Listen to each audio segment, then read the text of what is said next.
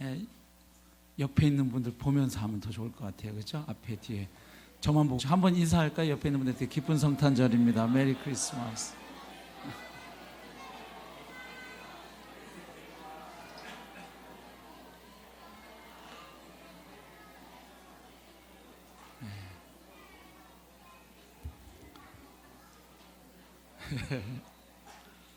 예, 성도님들 기쁘시죠?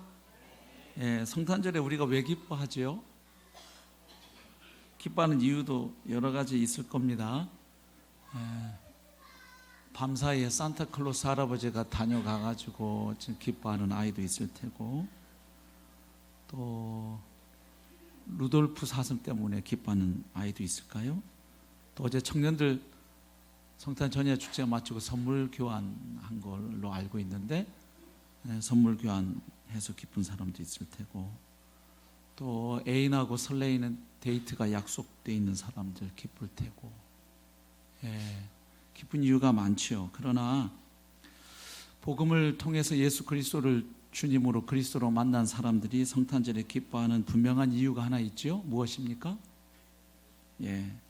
하나님께서 오래전부터 약속해 오신 구원자 곧 메시아가 이 땅에 오신 사건을 기념하는 날이기 때문에 그렇습니다.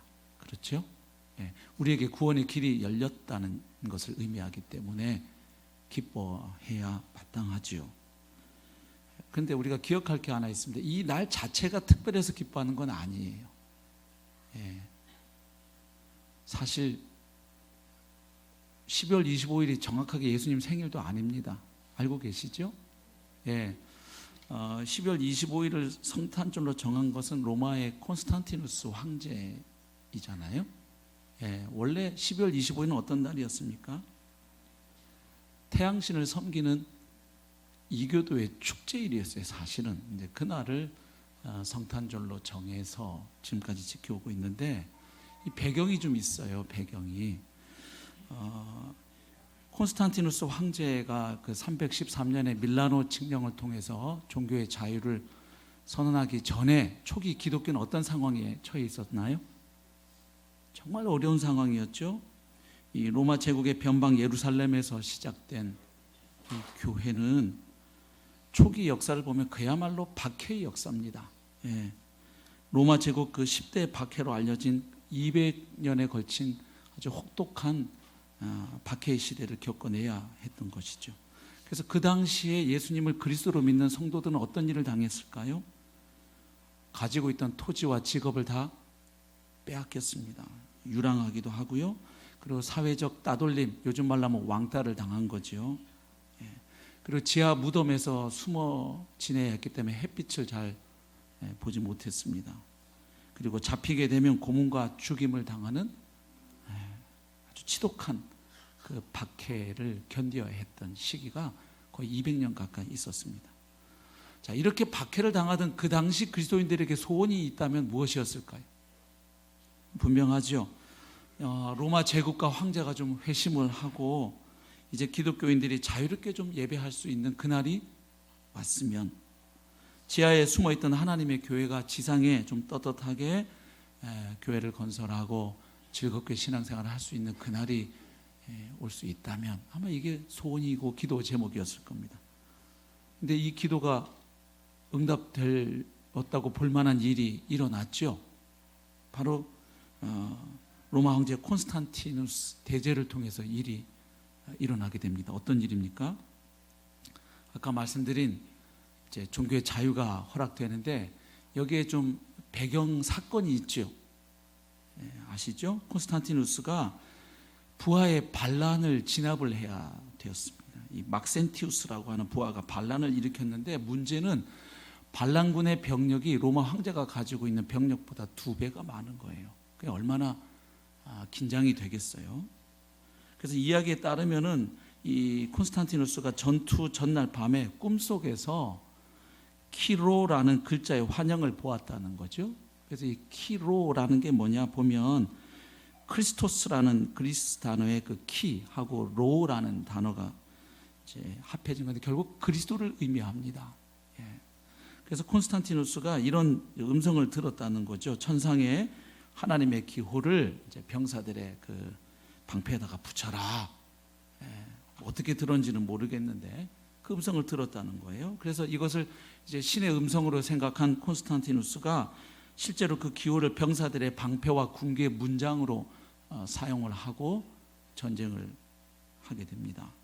그리고 전투에 앞서서 태양빛 사이로 비치는 십자가를 봤어요. 그리고 이 기호로 네가 승리하리라, 이런 메시지를 받았다는 거죠. 그리고 실제로 이제 전투에서 승리를 하게 돼요. 그래서 콘스탄틴은 이 승리가 틀림없이 기독교의 하나님이 자신에게 안겨다 주신 이제 승리라고 믿게 된 거죠. 그래서 313년에 세계사에 다 써 있는 그 내용이죠. 밀라노 칙령을 반포합니다. 그래서 자기 로마 제국 내의 신민들이 기독교를 포함한 이제 종교를 자유롭게 선택할 수 있도록 합니다. 그리고 몰수했던 교회 재산을 다시 다 돌려주었어요. 물론 논쟁은 아직도 있습니다. 이게 뭐냐 하면 콘스탄틴 황제가 정말로 회심한 건지, 진심으로 기독교에 귀의한 것인지, 아니면 미신적으로 기독교 하나님의 진노를 좀 피해 보려고 한 것인지, 아니면 자기가 통치하는 그 넓은 제국의 안정을 위해서 상당히 정치적인 감각으로 기독교와 다른 여러 그 종교들을 인정했는지는 여전히 학자들 간에 논쟁이 진행되고 있어요. 근데 어쨌든 분명한 거 하나는 밀라노 칙령 이후에 콘스탄틴 황제가 이제 기독교의 호의적인 정책을 베푼 것은 분명해요. 그래서 로마에 큰 규모의 성당을 짓기도 하고, 325년에 니케아 공의회 종교회를 소집해서 삼일체 교리를 확립하기도 하고, 많이 기여한 부분도 없지 않아 있기는 합니다. 그런데 이 콘스탄틴이 한 일 가운데 이런 일이 있습니다. 이 기독교 세계 통일을 위해서 그가 생각했던 게 뭐냐 하면 달력을 통일해야 되겠다. 달력을.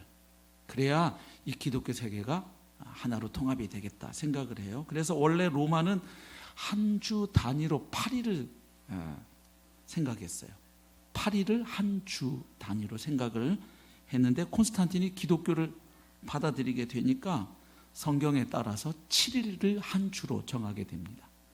그리고 한 주의 첫날을 일요일이라고 명명을 하고 그날을 휴일로 삼습니다. 근데 이걸 우리가 또 알아야 돼요. 일요일이 원래 어떤 날이었을까요? 또 태양을 기념하는 날이에요. 일요일이.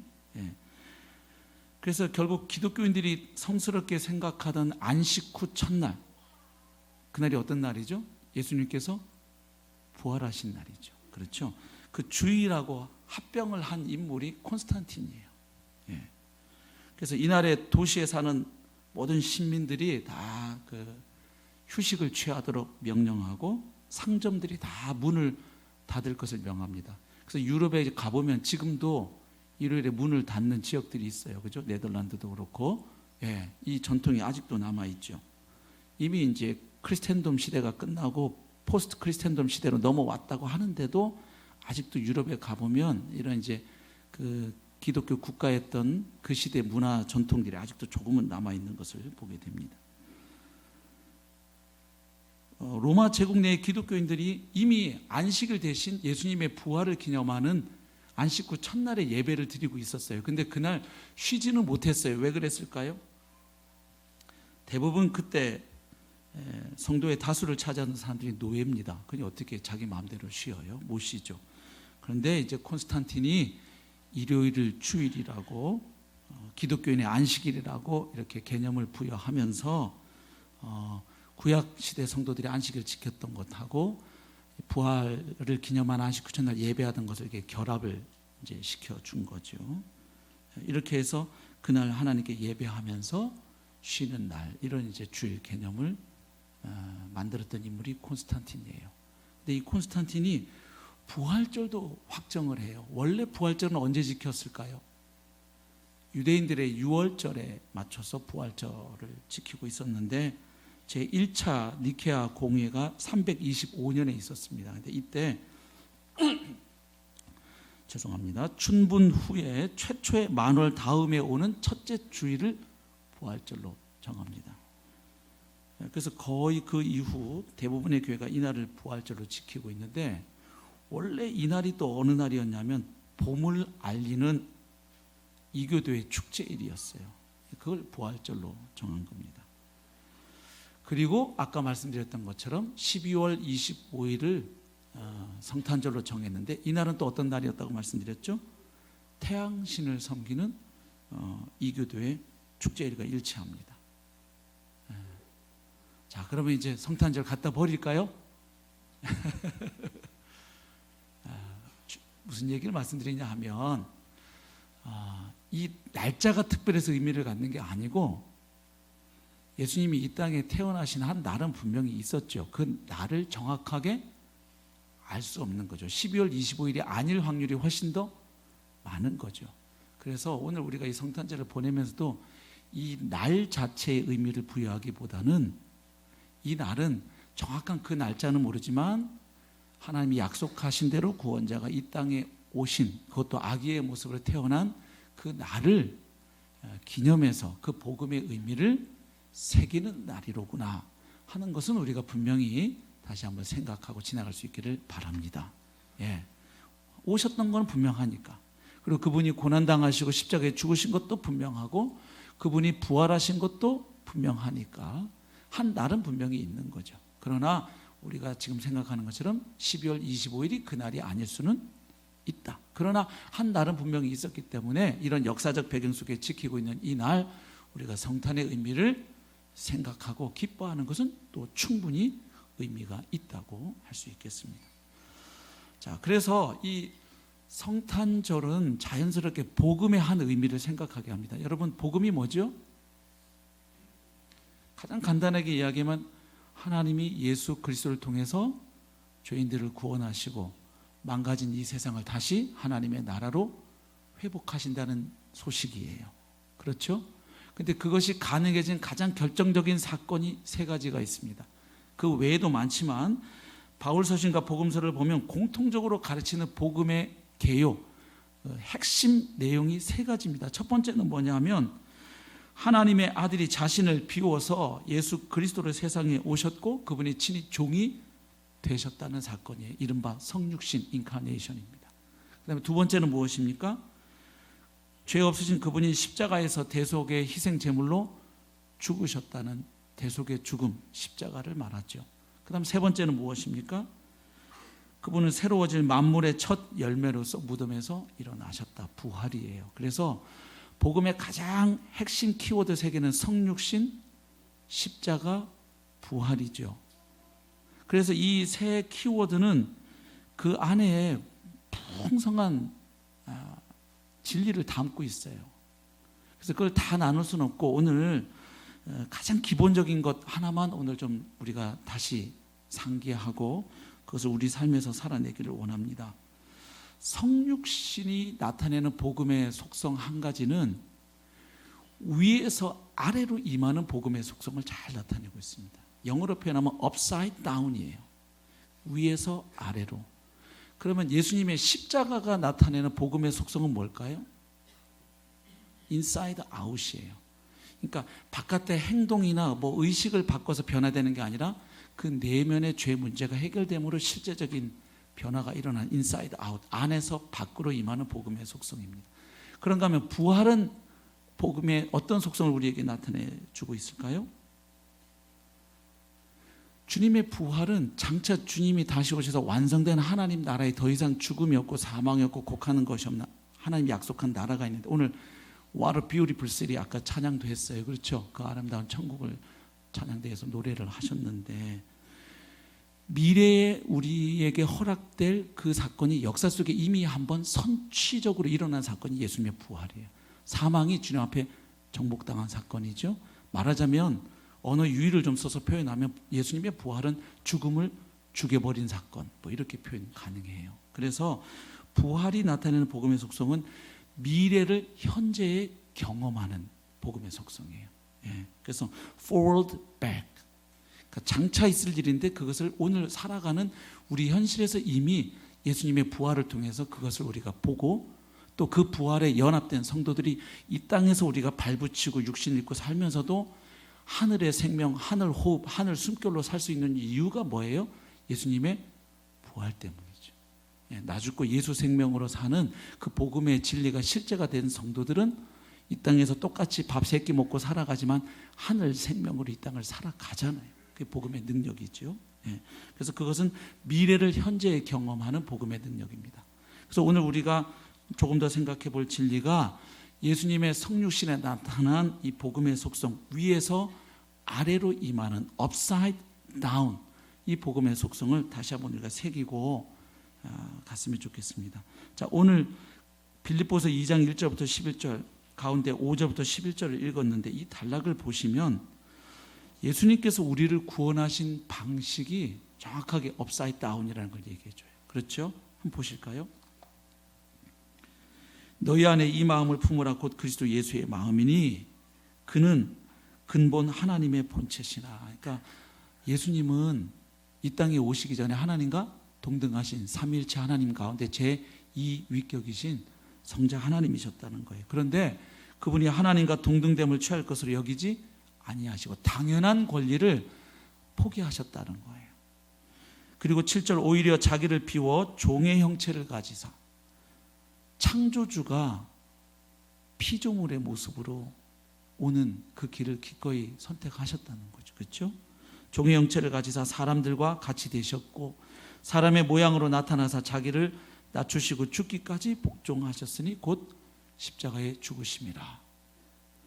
그러니까 결국 예수님이 우리를 구원하신 방식이 뭡니까? 철저하게 위에서 아래로죠. 예수님은 부유하신 분인데 가난하게 되셨고 그분은 왕이셨는데 우리를 섬기는 종으로 오셨죠. 가장 위대한 분이신데 모든 사람의 종이 되셨다는 겁니다. 그리고 그분이 우리를 구원한 방식은 그분의 권력을 거머쥐고 그 권력을 행사해서 우리를 구원하신 게 아니라 철저하게 자신을 희생하고 섬김을 통해서 우리를 구원하시고 또 죄에 대해 승리하셨다는 진리를 지금 선포합니다. 그리고 그분은 자기가 가지고 있던 모든 것을 잃어버림으로 역설적으로 모든 것을 되찾고 얻으셨다는 진리를 선포합니다. 이렇게 십자가에 죽기까지 복종하신 예수님을 하나님이 그를 지극히 높여 모든 이름 위에 뛰어난 이름을 주사 부활과 승천을 말하죠. 하늘과 땅에 있는 자들과 땅에 있는 자들, 하늘에 있는 자들, 땅에 있는 자들, 땅 아래에 있는 자들로 모든 무릎을 예수의 이름에 꿇게 하시고 모든 입으로 예수 그리스도를 주라 시인하여 하나님 아버지께 영광을 돌리게 하셨느니라. 아멘. 아멘. 자, 이런 예수님을 만나서 구원받은 성도들 사이에서는 어떤 일이 일어나게 될까요? 예수님이 우리를 구원하신 방식이 이 복음을 받아들인 성도들 가운데 그 공동체 가운데서는 이것이 다시 재현된다는 것을 성경은 가르쳐 줍니다. 그것이 마땅하다고. 그러니까 지금 예수님이 우리를 구원하신 방식은 이 세상이 가지고 있고 견지하고 있는 가치관이나 논리와는 정반대잖아요. 그렇죠? 이 세상이 가지고 있는 사고방식, 예를 들면 권력, 명성, 부, 지위에 대해서 가지고 있는 사고방식들이 있는데 그것과 전혀 반대되는 방식으로 주님이 우리를 찾아오셔서 구원해 주셨다는 거예요. 그렇죠? 이스라엘의 왕으로 오셨기 때문에 당연히 그분은 어디에서 태어날 거라고 사람들이 기대했나요? 예루살렘의 왕궁에서 태어나실 걸로 기대했지만 그 기대를 철저하게 깨셨죠. 그래서 이 복음을 받아들이게 되면 결국 이 예수님을 만나 구원받은 사람들이 모여 살면 그리고 그 진리를 계속해서 되뇌이고 묵상하고 그 진리를 믿음으로 취하는 사람들 사이에서는 점점 대안적인 방식으로 살아가는 공동체가 형성됩니다. 그러니까 이 세상의 방식과 다른 방식으로 살아가는 사람들의 모임이 형성된다는 거예요. 그래서 새로운 종류의 섬김 공동체가 생겨나는 거죠. 그래서 예수님께서도 십자가 죽음을 앞두고 제자들에게 마가복음 10장 44절 뭐라고 얘기하셨습니까? 너희 중에 누구든지 으뜸이 되고자 하는 자는 모든 사람의 종이 되어야 한다. 세상에서는 권력 있는 사람이 그 권력 가지고 힘자랑하고 말하자면 요즘 우리에게 익숙한 용어로 다시 번역해보면 갑질해야 되는데 너희들은 그렇게 하면 안 돼. 너희들은 오히려 큰 자는 섬기는 자가 큰 자야. 세상하고 정반대되는 질서를 이야기해 주시죠. 그렇게 말씀하시는 이유가 뭡니까? 44절에서 큰 자는 섬기는 자가 되어야 된다고 얘기하고 바로 이어지는 말씀이 45절이에요. 인자가 온 것은 섬김을 받으려 함이 아니라 도리어 섬기려 하고 자기 목숨을 많은 사람의 대속물로 주려 함이니라. 그러니까 내가 이렇게 왔고 내가 이 길을 가니까 나를 주로 스승으로 믿는 너희 공동체에도 동일하게 내가 너희를 구원하는 방식이 나를 믿고 따르는 너희 공동체 가운데 그런 것들이 일어나야 된다. 이 세상과 다른 대안 공동체가 주님을 따르는 사람들 사이에서 일어날 것을, 또 일어나야 할 것을 말씀해 주시고, 그런데 이제 우리가 아는 것처럼 기독교의 역사를 보면 이 복음의 진리를 받아들여서 세상의 진리가 오히려 뒤집어지는, 그래서 하나님 나라의 가치, 이 역전의 가치라고 그러죠. 가치가 역전되는. 그래서 세상에서 잘났다고 하는 사람들이 오히려 교회에서 겸손해지고, 못났다고 무시당하는 사람들이 하나님 나라에서 큰 자가 되는, 이 세상의 가치가 뒤집어지는 이 하나님 나라의 이 형식을, 진리를 교회에서 보여줬어야 되는데 오히려 교회가 어떻게 했나요? 세상의 기득권을 더 강화시키고, 더 세상이 사람들을 정해놓은 그 차별들, 신분, 성, 여러 가지 경제력 가지고 정해놓은 차별들을 오히려 교회가 더 그 차별들을 아주 공고하게 하는 일에 앞장섰던 아주 아픈 수치스러운 역사도 있었던 것이죠. 그래서 이런 상황에서 우리는 다시 오늘 성탄절을 맞이하면서 이 성육신에 담긴 복음의 한 가지 분명한 속성은 위에서 아래로 임하는, 그래서 뒤집어지는, 그래서 교회에서는 이런 일들이 일어나야 되는 거죠. 복음 때문에 그 전에 존중받지 못하던 사람들이 존중받고, 오히려 세상에서 가진 잔뜩 감투 때문에 교회 와서도 그걸 가지고 힘을 좀 쓰려고 그랬는데 교회에서는 그런 것들이 통하지 않을 때 세상 사람들이 교회에 들어왔을 때 너희 가운데 하나님이 계시도다, 이게 나오는 거죠. 근데 교회에 들어왔더니 세상에서 잔뜩 붙이는 훈장, 그걸 가지고 어깨에 힘주고 갑질하고 대접받고 하던 그거에다가 교회에 와서 거기다가 와가지고 하나 더 헌금까지 많이 해가지고 하나 더 훈장 더 달아가지고 이렇게 되면 교회 안에서 이 복음의 진리가 경험되고 보일 가능성이 없어지는 것이죠. 그래서 우리가 오늘 이 성탄절을 보내면서 그리스도의 구원 방식을 모방한 공동체, 그래서 가치가 뒤집어지는, 세상의 가치가 힘을 잃어버리는, 그럴 때 사람들이 하나님의 나라를 보게 되는 거죠. 세상의 이데올로기가 통치하는 공동체가 아니라 우리가 똑같이 살아가는 세상 한복판에 하나님이 왕으로 다스리고 통치하는 공동체가 있구나.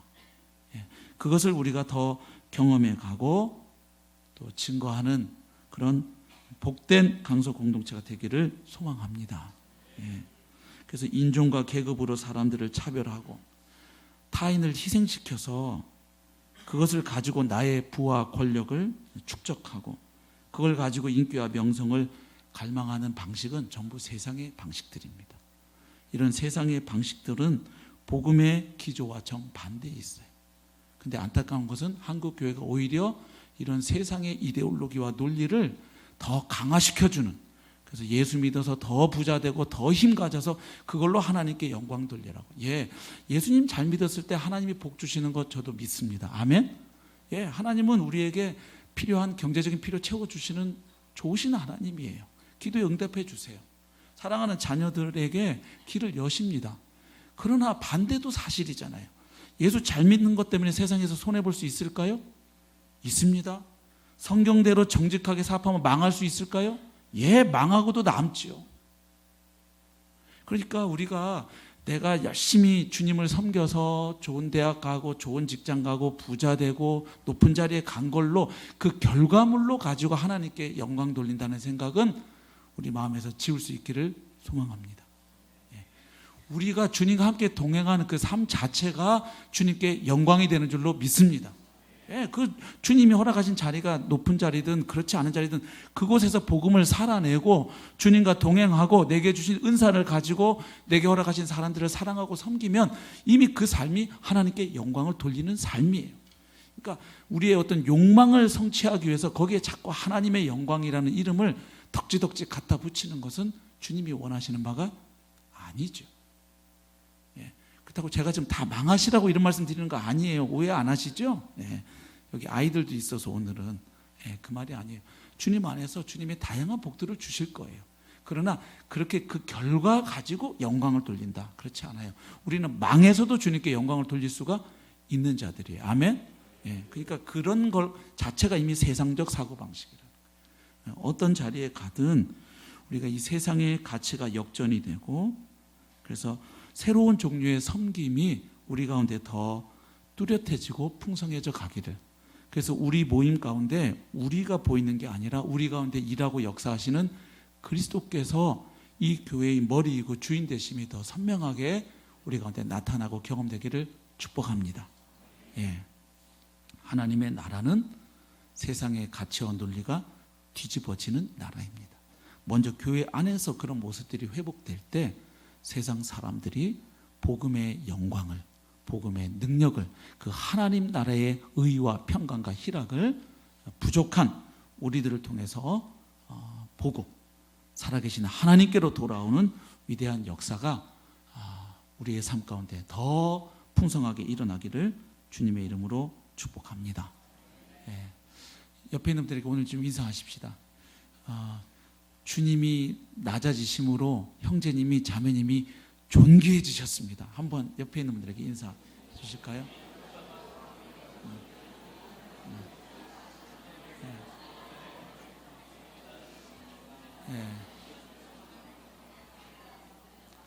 아멘이세요?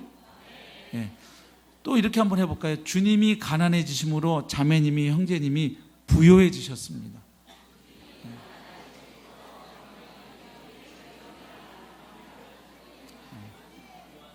아멘이시죠? 우리는 그리스도 안에서 모든 것을 이미 가진 자입니다. 이 진리가 믿어지는 역사가 있으시기를 축복합니다. 아멘. 우리 잠시 기도하겠습니다.